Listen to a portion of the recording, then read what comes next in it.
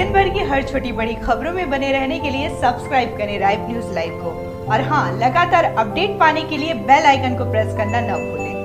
आपने भी यहाँ पर मौका मुआयना किया है, क्या दिशा निर्देश दिए गए हैं इस मामले में?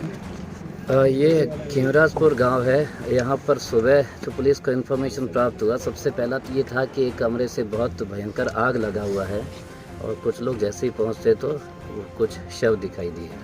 इसके बाद पुलिस आई, तत्काल से जब मौका देखा गया तो डेड बॉडीज़ भी दिखाई दी। जो कमरा जल रहा था उसके पास में एक छोटी बच्ची का और उसकी माता का शव था और एक चारपाई पे राजकुमार जी जिनकी उम्र 55 वर्ष है और उनकी पत्नी की सांसें उस समय चल रही थी और इसके अलावा इनकी बेटी है उनका जिसकी उम्र 25 वर्ष है, वो उनका शव दिखाई दिया। और तत्काल से पुलिस फोर्स को भी यहाँ बुलाया गया और जो आग लगा था उसको फायर टेंडर के माध्यम से बुझाया गया। जो भी आसपास में सिलेंडर वगैरह सारी चीज़ें रखी थी उन सारों को हटाया गया और इसके बाद जो हमारी फोरेंसिक वगैरह सारी टीम थी वो भी तत्काल मौके पर पहुंची है और जिनकी सांसें चल रही थी कुसुम, उनकी उम्र 50 वर्ष है, उनको तत्काल से हॉस्पिटल ले जाया गया क्योंकि मौके पर आग भी लगा था और सिलेंडर या अन्य कोई ज्वलनशील वस्तु हो सकती थी। तो तत्काल से ऐसी स्थिति में जितने भी बॉडीज़ थी उन सबको हम लोगों ने पीएम हाउस भेजा है प्रयागराज में और यहाँ मौके पर सारी चीज़ों का ब्रीफ कर लिया गया है। पुलिस की जितनी टीम थी उसने अपनी जांच की है और इनके परिवार में सुनील है जिनकी उम्र 30 वर्ष है, वो है इस जिंदा हैं और एक बच्ची जिसकी उम्र 5 वर्ष ये जिंदा है और पुलिस की 5 टीम बनाकर उस पर कार्रवाई की जा रही है। सुनील भी इस पर काफ़ी सहयोग कर रहे हैं कि जहाँ पर भी शक है उनको तत्काल से बता, तो वहाँ हमारी जो टीम है वो दबिश भी दे रही है और अभी तक कोई भी आपसी रंजिश की बात सामने नहीं आई। उनके परिवार दोनों तरफ से बात किया गया है, कोई रंजिश की बात सामने नहीं आई है और रंजिश की संभावना कम नज़र आती है। बाकी जो घटना कारित की है वो संख्या में 2 या 3 व्यक्ति या ज़्यादा हो सकते हैं। पुलिस सारी चीज़ों की जांच तहकीकात कर रही है और इसको जल्द ही वर्कआउट किया जाए। ये प्रकरण थाना थरवई ज़िला प्रयागराज का है। इसमें आज सुबह करीब 5:30 बजे पुलिस को सूचना मिली थी कि एक घर में करीब 4-5 लोग मृत अवस्था में हैं। ये सूचना पे तत्काल पुलिस टीमें, फील्ड यूनिट, डॉग स्क्वाड, आला अधिकारी सब मौके पे पहुँचे।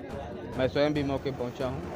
यहाँ पे पाया गया कि इस घर के मुखिया जो हैं राजकुमार की पत्नी, राजकुमार की बहू और उनकी 2 नतनियाँ और राजकुमार की बेटी, तो कुल 5 लोग इसमें मृत थे।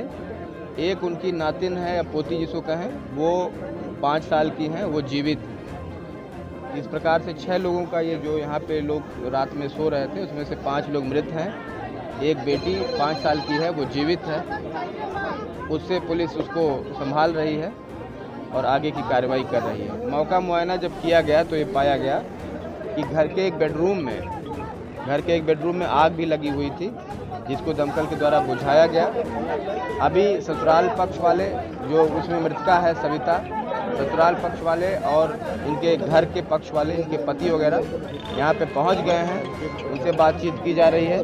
वो जो भी तहरीर देंगे तत्काल ही उसको मुकदमा में कन्वर्ट किया जाएगा, दर्ज किया जाएगा।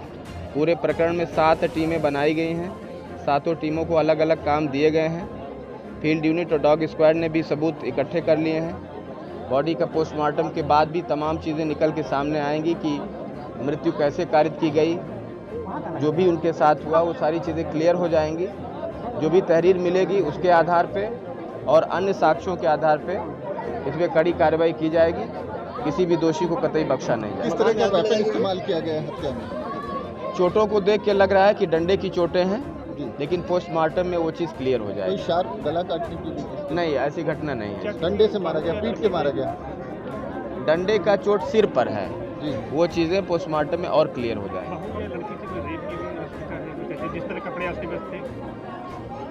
इसका पोस्टमार्टम के बाद ही कुछ कंफर्मेशन करा जा सकता है। पैनल से पोस्टमार्टम कराएंगे, वीडियोग्राफी में कराएंगे ताकि कोई सबूत छूटे नहीं और पूरी प्रक्रिया पारदर्शी रहे। छोटी बड़ी खबरों में बने रहने के लिए सब्सक्राइब करें राइब न्यूज लाइव को और हाँ, लगातार अपडेट पाने के लिए बेल आइकन को प्रेस